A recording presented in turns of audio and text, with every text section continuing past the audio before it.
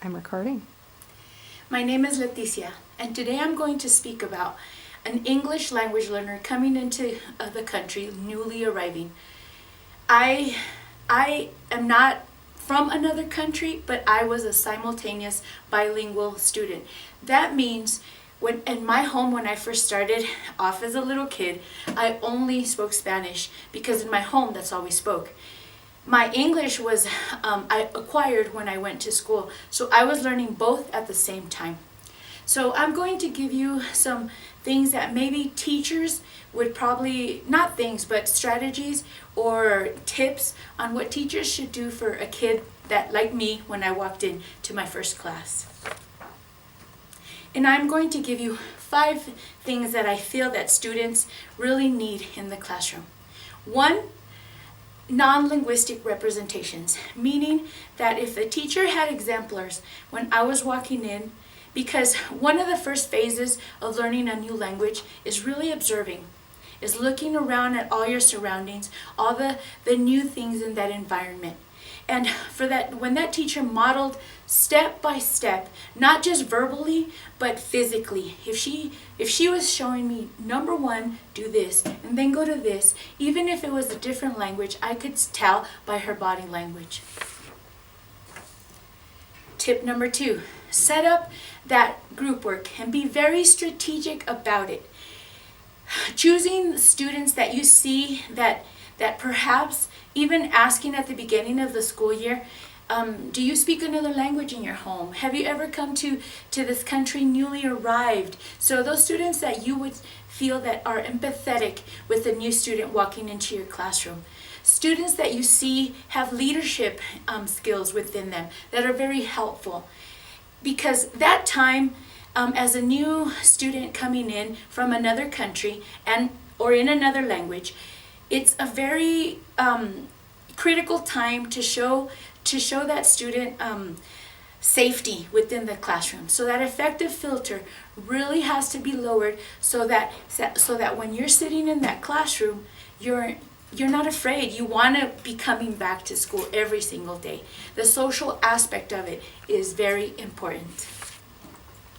Tip number 3, honoring that silent period. An EL learner usually goes through phases. Like the first one is observing within the classroom, taking in that environment.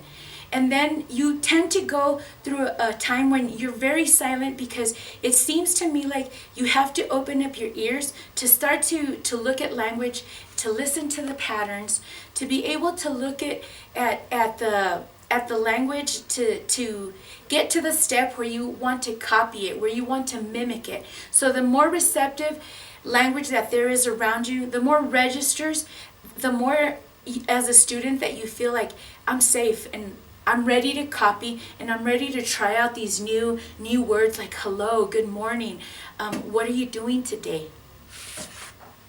Tip number 4, a teacher should really try to look into the cultural background of their new students. Bringing into the classroom pictures that look like them, stories that talk about their culture, maybe even use some of their language. Because I remember hearing when the teacher, she read a book and it said tortillas or a word that connected to my culture.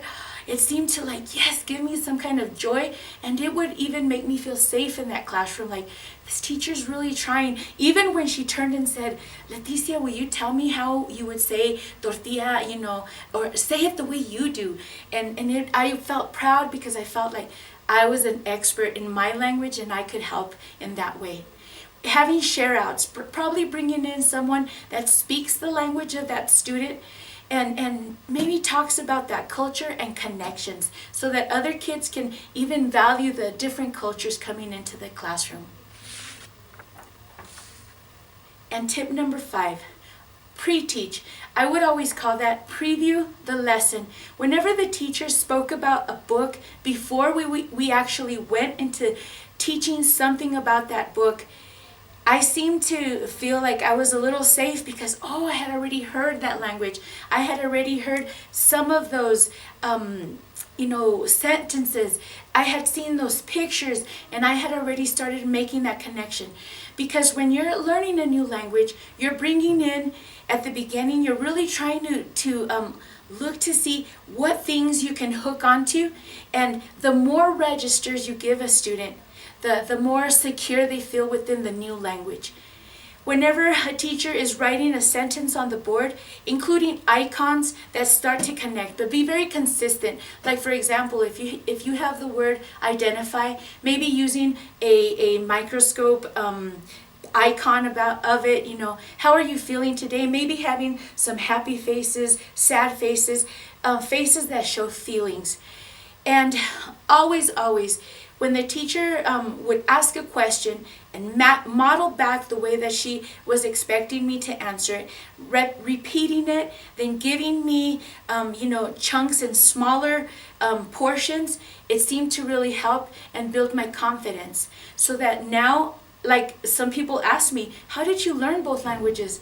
I say, I don't know how that feels, but I do know how to learn a language because I tend to now have my ear always open to new languages and listen for words that belongs to kind of my language. So I know what that means.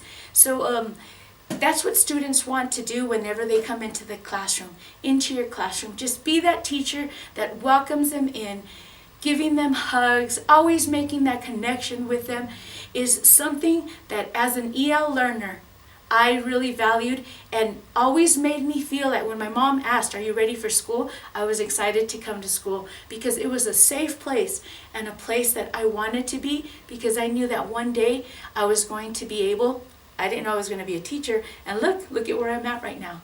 But thank you for having me today.